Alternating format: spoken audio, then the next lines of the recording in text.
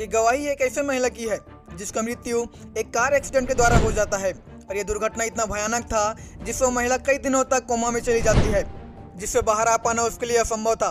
लेकिन कोमा के दौरान उसने कुछ ऐसी चीजों को देखा जिसने उसे कोमा से बाहर निकाल लाया।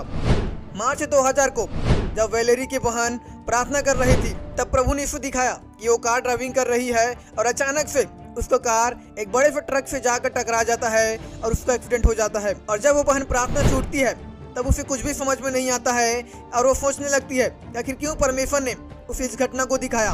तब उसको पता चलता है कि उसकी बहन वैलेरी का एक्सीडेंट हो गया है और परमेश्वर उसे इस दर्शन के द्वारा उससे अपने बहन के लिए प्रार्थना करने के लिए बोल रहा था। जब उसकी बहन वैलेरी पीटर्स अपने घर की ओर अपनी कार से आ रही थी तभी अचानक से एक सामने से आ रही ट्रक से उसका एक्सीडेंट हो जाता है।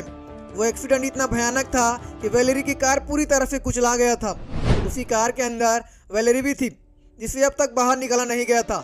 जब बचाव कर्मियां आए उसे बचाने के लिए तब उस समय उनको उसके बॉडी नहीं मिलता है क्योंकि कार इतना पूरी तरह से कुचला गया था जिससे उसे बाहर निकाल पाना बहुत ही कठिन था।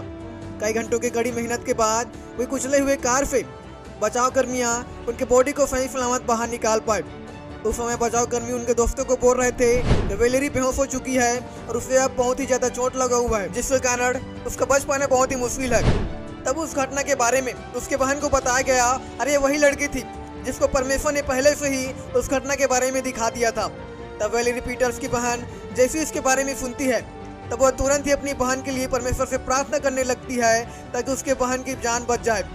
उसकी बहन ने बताया कि परमेश्वर ने कहा कि वो अपनी बहन वैलेरी के लिए प्रार्थना करे ताकि वो जीवित रहे और पूरी तरह से ठीक हो जाए।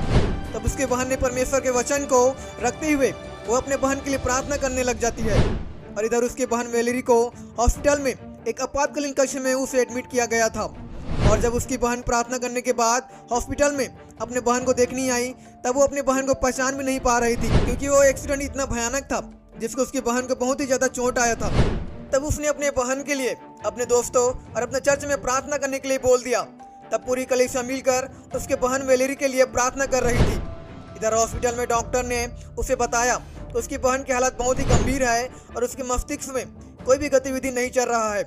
उसकी बहन को बचा पाना असंभव था, इसलिए उसकी बहन को आईसीयू में रखा गया था जहां पर उसे ऑक्सीजन मास्क लगाया गया था ताकि वैलेरी पीटर्स को निरंतर ऑक्सीजन मिलती रहे और वो पूरी तरह से बच जाए। डॉक्टर्स ने उसके बहन को बताया कि उस एक्सीडेंट के कारण उसके बहन के सिर में सबसे ज्यादा चोट आया था जिसकी वजह से उसकी बहन कोमा में चली गई है और उसे कोमा से बाहर निकाल पाना असंभव है। तब वैलेरी के बहन ने उसे बचाने के लिए अपने दोस्तों के साथ मिलकर प्रार्थना करने लगती है ताकि उसकी बहन सही सलामत कोमा से बाहर निकल जाए और बच जाए। और वो एक अधिकार के साथ बोलने लगी कि उसकी बहन कोमा से बाहर निकल जाए और उसे एक नया जीवन मिलने पाए। उसके बहन के लिए प्रार्थना कई दिनों तक जारी रहा और लगातार सभी लोग वैलेरी के लिए प्रार्थना कर रहे थे, लेकिन फिर भी उसके हेल्थ में कोई भी सुधार नहीं आ रहा था। वैलेरी पीटर्स ने बताया कि जिस वक्त उसे आईसीयू में रखा गया था और वो कोमा में थी उसी वक्त उसने अपनी आत्मा को अपने शरीर से बाहर निकलते हुए देखा और तब उसने अपने आप को बेड में पड़ी हुई पाती है और दूसरे कक्ष में वो अपने बहन और कुछ साथियों को देखती है जो उसके लिए प्रार्थना कर रही थी। तब उसकी आत्मा को स्वर्ग की ओर उठा लिया गया और वो अपने आप को स्वर्ग में पाती है। वहाँ पर उसने एक ऐसी ज्योति को देखती है जो बहुत ही प्रकाश से भरा हुआ था और उसके प्रकाश इतना तेज था कि उसे कुछ भी दिखाई नहीं दे रहा था। और तब यीशु मसीह उसके सामने में प्रकट होता है और उसे देखकर वो उसे गले से लगा लेती है और उस वक्त बहुत ही ज्यादा खुशी होती है और उसको जो अनुभव स्वर्ग में हो रहा था उसके पहले उसने वो अनुभव कभी भी नहीं किया था। जिस समय वो प्रभु यीशु मसीह से मिली उस समय उसने यीशु मसीह में एक अनंत प्रेम का अनुभव किया जो उसी के लिए था और उस समय वो महसूस कर रही थी कि वो अपनी ही घर में है और वो हमेशा से यहीं रहेगी यीशु मसीह के साथ में। वैलेरी ने बताया कि वह एक मसीह परिवार में जन्म लिया था लेकिन फिर भी वो परमेश्वर पर विश्वास नहीं करती थी कि सचमुच कोई परमेश्वर भी है और इसलिए उसका जीवन संसार में पापों में था।